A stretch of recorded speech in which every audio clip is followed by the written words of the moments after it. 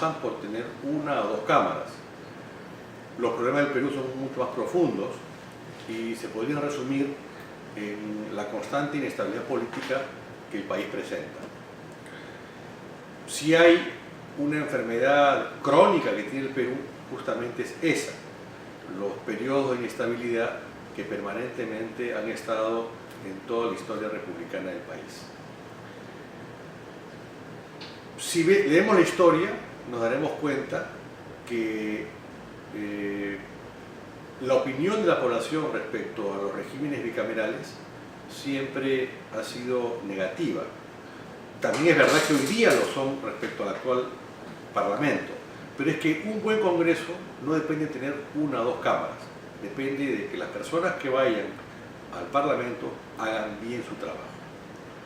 Si fuera que para tener una buena ley se requieren dos cámaras, entonces las constituciones, que son las leyes de leyes, tendrían que ser hechas por 3, 4, 5, 6 cámaras. Y lo cierto es que todas las constituciones del mundo, en toda la época de la historia, han sido siempre elaboradas por una sola cámara. Entonces, es incongruente decir, para hacer la constitución, que es la ley de leyes, basta una cámara, pero para hacer una ley ordinaria requiero más de una cámara. Además, hay que entender que la democracia se sustenta en los pesos y contrapesos. Y el ponerle dos cámaras al Congreso implica debilitarlo, porque en rigor convierte al presidente de la República, que tiene la potestad de observar las leyes, en una suerte de tercera y definitiva cámara. No olvidemos que en el Perú, para hacer una ley, primero se requiere que haya una aprobación por parte de la bancada de quien propone ese proyecto de ley. Después se requiere que haya un dictamen de comisiones. Después se requiere que esto vaya al Pleno. Después va al Ejecutivo, que puede observar la ley. De ahí regresa y tendría que ser insistida, para lo cual se requiere la mitad más uno del número parlamentario. Y finalmente incluso esa norma puede ser cuestionada vía la acción de inconstitucionalidad. En consecuencia, el mecanismo de control a la labor legislativa existe.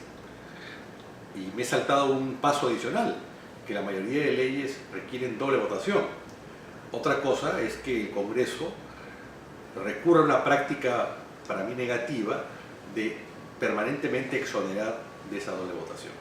Entonces el problema no es un problema, diríamos, de una o dos cámaras, es un problema de personas.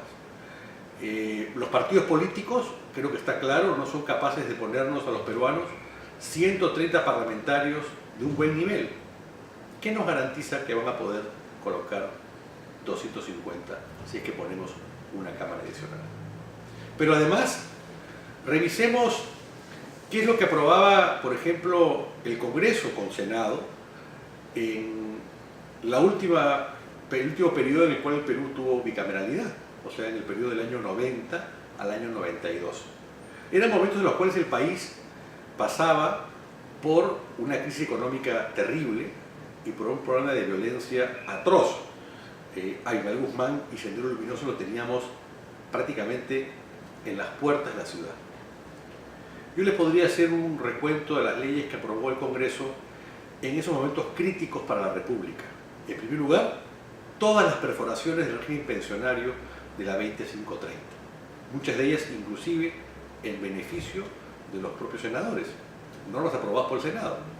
Después le podría decir que se aprobó la ley por la cual se declaró el Día del Cronista Parlamentario Latinoamericano, u otra ley en la cual se aprobó la capital del folclore, u otra ley en la cual se aprobó el Día del Panadero o el Día del Rotary Club Internacional.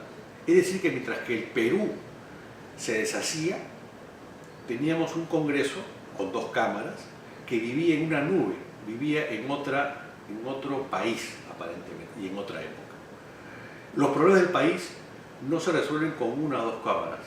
Los problemas del país se resuelven cuando realmente la población, en primer lugar, muestre interés en participar en la política y en preocuparse por los problemas nacionales, y los partidos políticos recuperen el nivel de antaño.